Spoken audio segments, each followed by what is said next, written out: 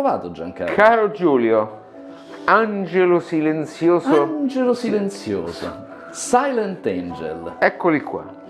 I piccolissimi Silent Angel, però devo dire veramente deliziosi. Allora, stiamo parlando di uno streamer di provenienza cinese, a dispetto del fatto che tutti i dispositivi hanno nomi di città tedesche. Questo si chiama Munich M1T. Forse il titolare...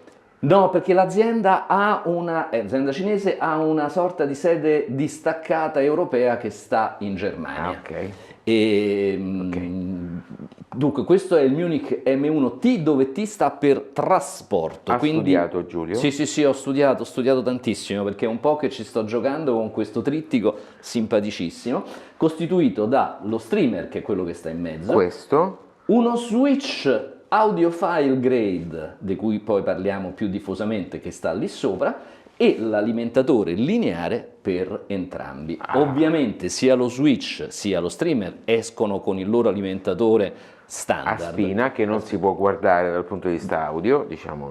Sono molto ben fatti, medical grade, hanno tutti, diciamo, i crismi, funzionano anche bene, però questo funziona meglio. Funziona meglio. E lo approfondiamo il discorso, perché è un'azienda che secondo me merita la massima attenzione. Molto interessante. Vi dico solo che il titolare di questa azienda, e prendo il foglietto che si chiama... Quindi non ha studiato ma non ricorda. Non ricordo. Il dottor Eric Yan Huang, sì. È a capo di un gruppo di persone che hanno lavorato e lavorano ancora per QNAP.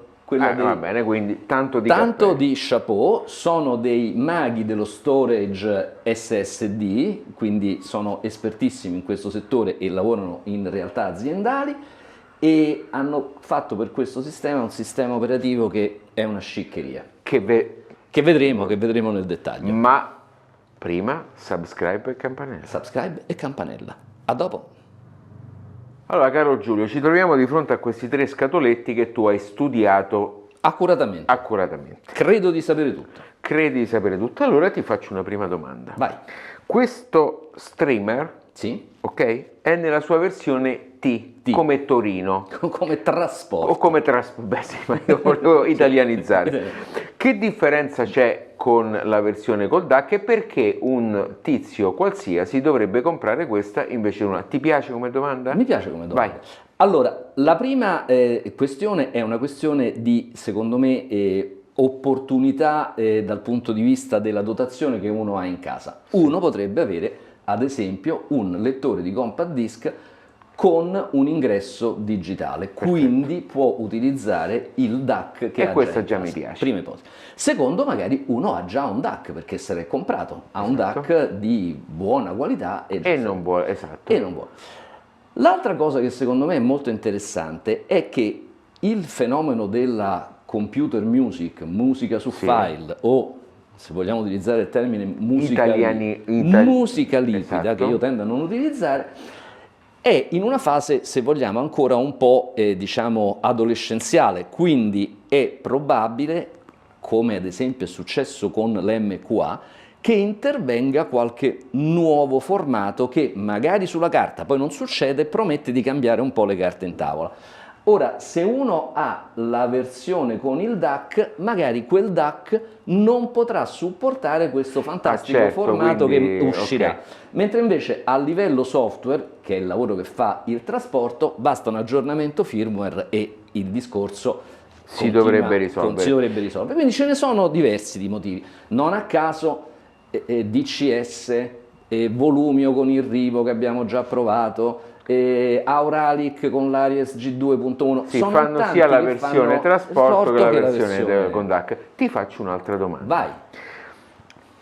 Che senso può avere comprare uno switch audio grade? Cosa vuol dire audio grade? Poi la domanda invece sull'alimentazione me la fai tu a me e rispondo io. Vai. Allora, c'è una proliferazione negli ultimi 2 o 3 anni di switch audiophile grade, che è una cosa che fa sbellicare dalle risate gli informatici. Posso capirlo, uno switch 8 porte, classico TP-Link su Amazon, costerà 60 euro, 70 euro. È pure una cosa di lusso. Forse Cisco costa quel prezzo lì. Esatto, o comunque quelli gestibili via software, i managed. Uno switchetto di questo genere qui, perché costa tanto? Questo costa 499 euro. Anche perché i prezzi, non abbiamo detto, 4,99 il 1149 il trasporto e l'alimentatore 469 euro. Dunque, perché? Perché c'è una attenzione maniacale al clock, primo elemento, attenzione che nello switch TP-Link o chi per lui da uso generico di rete non c'è. E c'è un'attenzione maniacale alla reiezione dei disturbi a radiofrequenza. Quindi questi sono due parametri che nell'ambito dell'audio sono determinanti, sono molto importanti, nel senso che poi che senso avrebbe disporre del DAC con il clock al rubidio più performante del mondo quando i dati che gli vengono passati sono temporizzati con un clock che non ha. Va bene, poi in sala d'ascolto ti chiederò se hai sentito la differenza perché siamo ancora in fase descrittiva. Allora, però posso anticiparvi già qualcosa. Allora, in sala d'ascolto numero 1, l'altra sala d'ascolto che è tutta cablata in fibra, tutta segmentata, quindi con tutta una serie di attenzioni a monte, la differenza onestamente non è stata percepibile. Così, forse sì, forse no. In questa sala d'ascolto, dove c'è una situazione di rete piuttosto rimediata, quindi senza particolari attenzioni, la risposta è sì. Rispetto al Netgear che sta lì dietro, questo qui funziona meglio. Quindi se puoi spendere i 499 euro per avere questa differenza, lo devono scegliere i nostri follower. Esatto, questo è il discorso. Ben diversa invece è la situazione rispetto all'alimentatore. L'alimentatore fa una notevolissima differenza. Tra l'altro questo l'avevamo anche ascoltato nel video degli H stereo, dove abbiamo fatto anche la prova dell'alimentatore lineare. Assolutamente sì. Anche perché anche a me mi prendono in giro e mi dicono: figurati se uno switch o uno streamer suona meglio con un alimentatore lineare. Anche qualche personaggio, diciamo, del settore si è messo anche a ridere, e sinceramente le mie orecchie invece la differenza la sentono. È molto importante far capire ai nostri follower che gli alimentatori a spina, sia che siano dei Silent Angel, sia che siano di altri prodotti, inducono nella rete elettrica dei disturbi a radiofrequenza. Quindi anche se hai l'alimentatore dell'iPhone, per dire, attaccato in camera da letto e l'impianto sta in camera da pranzo, facendo parte tutti degli stessi due fili che portano la 220, proprio quei due fili conducono questi elementi in radiofrequenza. L'alimentatore lineare serve proprio per dividere prima di tutto, e quindi con un trasformatore che ha una bobina, un avvolgimento attaccato alla 220 e un altro avvolgimento attaccato al carico, già si fa una separazione enorme. Perché? Perché il trasformatore è un eccezionale filtro passabasso, e quindi questo già fa tantissimo la differenza. Poi, che sia sensato o non sensato, che gli informatici si mettono a ridere perché l'alimentatore è lineare, noi ci fidiamo delle nostre orecchie. Assolutamente. E quindi se voi poi vi fidate di noi, vi consiglieremo di considerarlo. Ecco. Io quello che trovo intelligente dal punto di vista del prodotto Silent Angel è il fatto di vendere questi upgrade in modo tale che, come talici, come upgrade, in modo tale che chi acquista magari in prima botta lo streamer poi può decidere di fare in un secondo momento l'upgrade all'alimentatore. E poi trovo molto onesto mettere in dotazione un alimentatore switching molto buono, e quindi già che ha una forte schermatura lui di per sé, e perché sarebbe una lotta impari con un alimentatorino da 3 o 4 euro di quelli che si comprano facilmente in qualsiasi ferramenta vincere, no? Certo. Ecco. Dunque, alcune considerazioni su quello che troveremo all'interno di questa macchina, e ci tengo a dirle, a farle, a specificarle. Dunque, questa macchina, una volta collegata alla rete, il mio router, che è piuttosto impiccione, mi ha detto si è collegato un Raspberry Pi 4. Perché? Perché lì dentro effettivamente c'è anche un Raspberry, però non c'è solo un Raspberry e questo fa la differenza. Vorrei, come dire, precisare e togliere subito, come dire, la potenziale critica di qualcuno che dice: ah, ma come, mi stai vendendo a 1149 un Raspberry che io compro? Non è vero che lo compro a 100 euro, oramai costa 270 euro, ma comunque no. Allora, qui c'è un Raspberry che fa determinate operazioni e sul quale gira il sistema operativo che questi signori hanno realizzato, che si chiama VIT-OS. Dopodiché l'apparecchio, che è un apparecchio intanto privo di ventola, quindi il Raspberry è contenuto all'interno di un dissipatore in alluminio, molto ben fatto. Sotto al Raspberry, separato da uno strato, come posso dire, protettivo. Una copertina. Una copertina fatta di uno strato metallico che è protettivo rispetto ai dispositivi che stanno se no sotto, prendono freddo. E abbiamo una serie di ingressi e uscite che loro definiscono legacy, ovvero i quadro S, ASEBU, e i quadro S su HDMI, ASEBU e Toslink. Posso dire una cosa? Dimmi. A me questi audiofili finti informatici che dicono che siccome dentro c'è, allora è tutto facile, chissà perché cosa, mi hanno stufato. Allora, posso dire una cosa? Ecco. Posso dire una cosa? La dico. Allora, io, come dire, faccio le cose precise. Silent Angel mette sul loro sito a disposizione una componente di sistema operativo che serve a far sì che un Raspberry nudo e crudo diventi un endpoint run, un run bridge. Ok, come il Rupie. Come Rupie. Allora, che cosa ho fatto? Ho preso uno dei miei Raspberry, ci ho caricato sopra quel sistema operativo e l'ho confrontato con questo qui. Ora, tra i due vince a mani basse il Silent Angel Munich. Ma certo. Perché? Perché è realizzato, sì, con un Raspberry.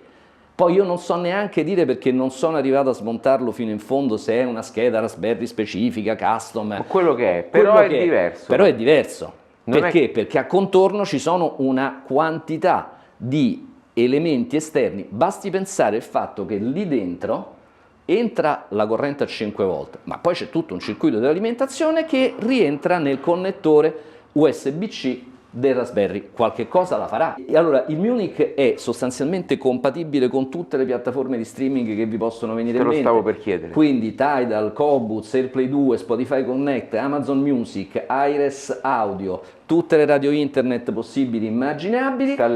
Sto leggendo. È ovviamente compatibile DLNA ed è run ready, per cui se state, come stiamo qui, in un ecosistema run lo vede, lo riconosce perché è run ready, boom, boom.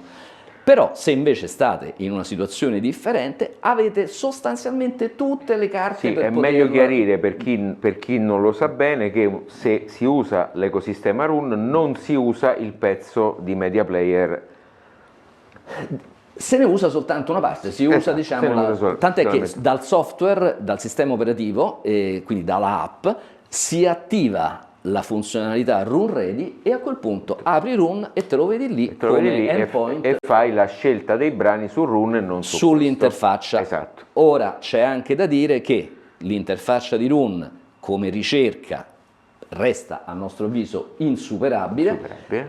Però ed è probabilmente l'unico punto in cui il pur ottimo sistema operativo del Silent Angel sconta una inferiorità. Però Giulio, del resto facciamo una riflessione più ampia. Tutti i sistemi operativi, Auralic è così, Volumio è così, cioè, quindi Run dal punto di vista della qualità della gestione della musica è insuperabile. Stiamo pure però ragionando di una cosa che ha un costo completamente diverso da questo. Sì, anche perché questo, come dire, è compreso nel prezzo. Run c'è un canone annuale da pagare e quindi un lifetime comunque. E comunque bisogna fare la macchina dove gira Run, quindi... Poi continuo a leggere, in questo caso qui, e dal punto di vista dei formati di file supportati, tutti, assolutamente, supporta anche l'MQA a condizione che lato DAC ci sia un DAC che è in grado di leggerlo, e sul USB supporta fino a 768 kHz, DSD? DSD Vediamo. 128. DSD 128 sulla porta USB.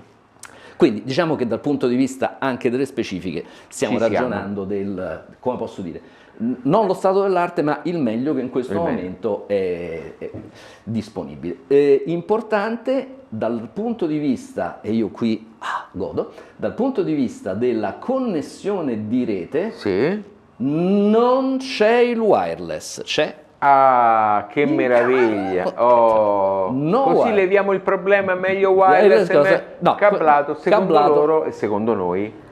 Se hanno fatto così, un motivo ci sarà. Allora, adesso sventriamo e poi ascoltiamo? Yes, sir. Ok, ciao ragazzi. Questo è il laboratorio di Giulio?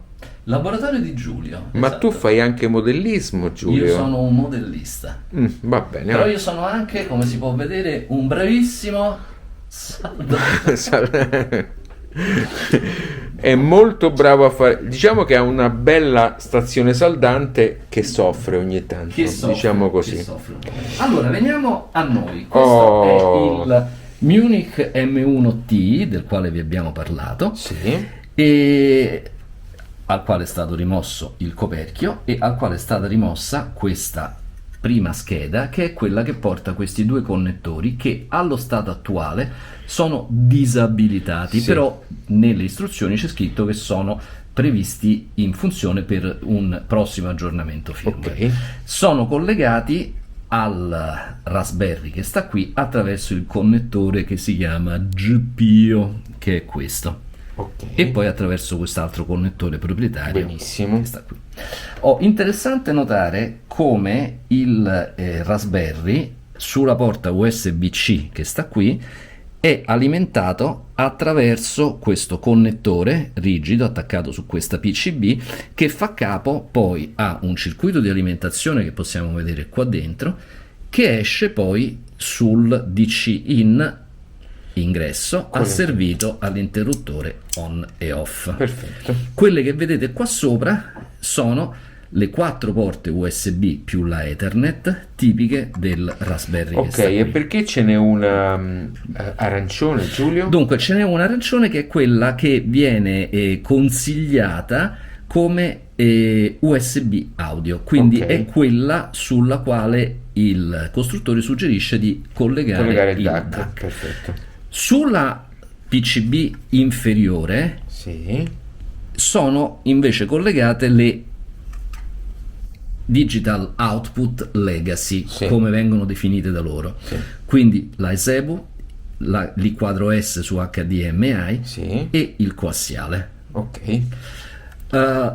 Interessante ancora notare il fatto che la scheda del Raspberry è racchiusa all'interno di questo dissipatore metallico splendido, bellissimo, devo dire bellissimo, e quindi pertanto è totalmente priva la macchina di una ventola. Per chi conosce il Raspberry, dal lato opposto alle porte d'ingresso c'è il connettore per mettere la scheda SD. Ora, in questo caso molto sofisticato il fatto che c'è questo connettore che vedete qui, che porta sopra questi pin, che non so se si riesce a vedere, entra all'interno dello slot SD e probabilmente dovrebbe portare il segnale del, diciamo, per quanto riguarda i contenuti della SD card, che invece fanno capo a un chip che sta sulla motherboard inferiore. Quindi questo per dire che il sistema operativo non è messo su SD card, sfrutta il connettore dell'SD card, ma risiede su un sistema che sta al di sotto, sulla motherboard inferiore. Infine, ultima raffinatezza, questo layer, questo strato che si frappone fra la parte digitale superiore e la parte delle uscite, la copertina, ok, con funzione di evitare disturbi di schermatura a radiofrequenza. Quindi questo è il Munich. Dal punto di vista dell'interfaccia ci sono questi piccolissimi LED che stanno all'interno di questi forellini che segnalano eventuali malfunzionamenti, acceso spento, e a seconda della combinazione di colori la frequenza di campionamento e il tipo di file che c'è in ingresso, se PCM o DSD. Passiamo adesso al tuo territorio, che è quello dell'alimentatore. Bene. L'alimentatore è veramente un gioiellino di miniatura, perché a parte la vaschetta IEC con fusibile e interruttore, 4 uscite, una e una, che fanno capo a altrettanti stabilizzatori, eccoli qua, 1 e 2, che stabilizzano a 5 volte esatti. Non riesco a vedere che tipo di stabilizzatori sono, perché potrebbero essere dei 7805, potrebbero essere degli LM340, questo non si riesce a vedere. Grossa batteria di condensatori elettrolitici, eccoli qua, 1, 2, 3 per questo, 1, 2, 3 per quest'altro, bobina, e anche questo è una cosa da applaudire, condensatori di bypass, e poi direttamente sull'uscita questi due condensatori elettrolitici più piccoli, trasformatore toroidale incapsulato con questa schermatura in metallo, e questo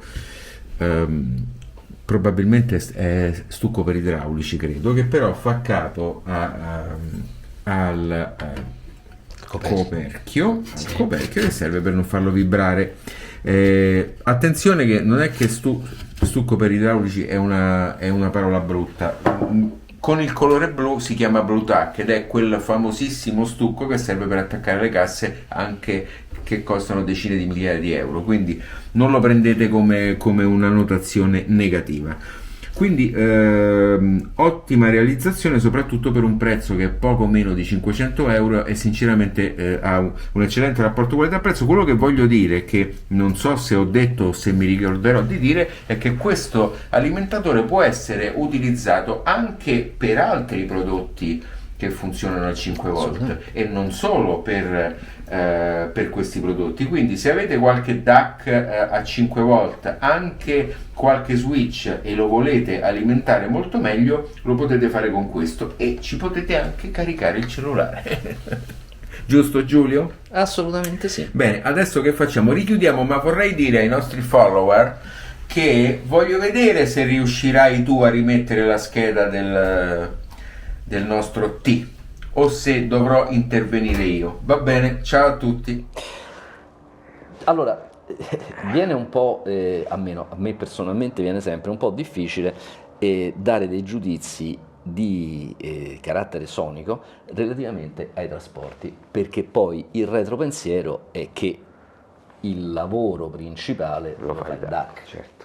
Però non è proprio così. Non è proprio così, e ripeto, non è proprio così, e ad esempio l'esperimento di cui vi dicevo poc'anzi, del Raspberry nudo e crudo rispetto a questo streamer qui, lo ha dimostrato chiaramente, perché a parità di DAC, cioè la scala la scala MK2, a parità di DAC, il Raspberry e il Silent Angel suonano differentemente, e direi anche in maniera consistente. Ma poi c'è anche il fatto che, ed è una cosa diciamo indipendente dal suono, la qualità del software, perché non ci dimentichiamo quanto è importante che sia stabile e che funzioni perfettamente. E questo qui, devo dire, dal punto di vista dell'usabilità è fantastico.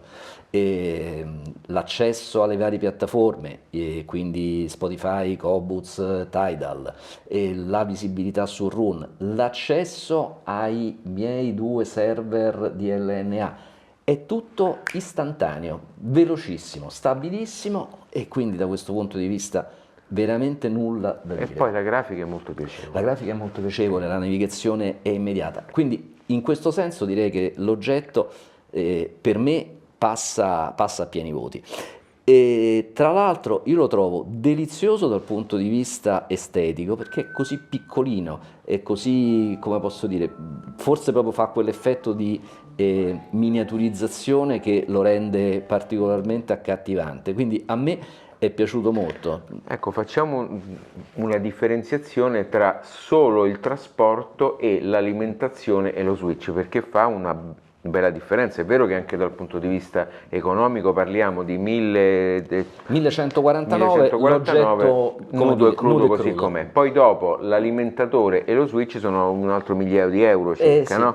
sostanzialmente. Ecco, quindi si può tranquillamente comprare solamente il trasporto inizialmente e godersela, perché sinceramente poi fare un upgrade sonico che vale la pena fare, ma che si può fare successivamente. Quello che io invece volevo sottolineare è che sfruttando ovviamente la connettività del DAC, la scala MK2, ho utilizzato, e anzi stiamo utilizzando in questo momento, la connessione AES-EBU. Connessione AES-EBU che io... Che hai scoperto con Genelec. L'ho scoperto con Genelec.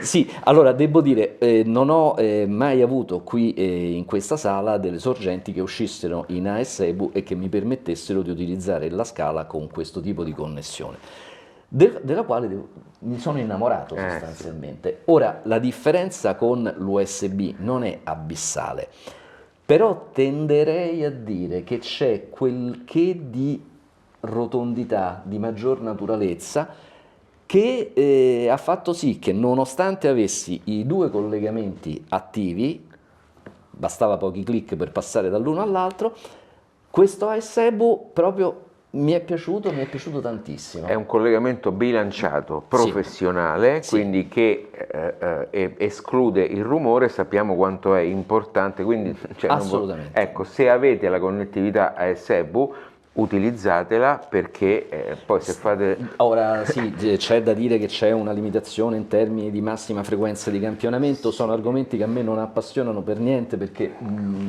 insomma non sento questa esigenza di dover ascoltare soltanto a 768 kHz, posto che credo di non averne neanche pochi brani. Sì, appunto, ecco, quindi veramente proprio è una cosa che non mi interessa. Quindi ottimo prodotto.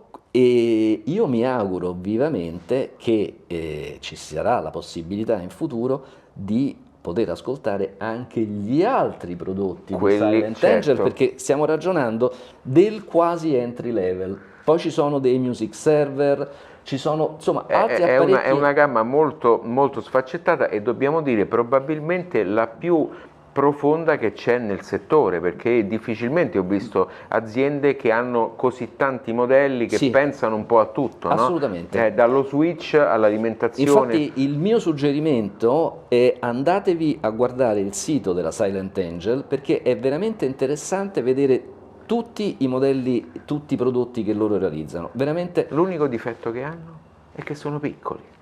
Ma non perché sia un difetto, ma perché tanti audiofili vedo che hanno bisogno di una cosa grande. Al chilo, al metro cubo. C'è qualcuno che si vende al chilo, no? E invece fidatevi, perché è del tutto invece inutile. secondo me pensa veramente che delizia in un ambiente domestico un oggetto così piccolino che quasi sparisce, ma... E che poi teoricamente è molto sensato, anzi, farlo piccolo, perché non hanno alcun bisogno di essere esposti, quindi possono essere anche messi dietro l'amplificatore. Assolutamente, assolutamente. Quindi bene, bravi Silent Angel, e grazie a Polaris Audio che ci ha permesso di ascoltarlo e provarlo, e ancora una volta seguiteci, subscribe, campanella, mi raccomando, e fateci pubblicità. Alla prossima. Ciao.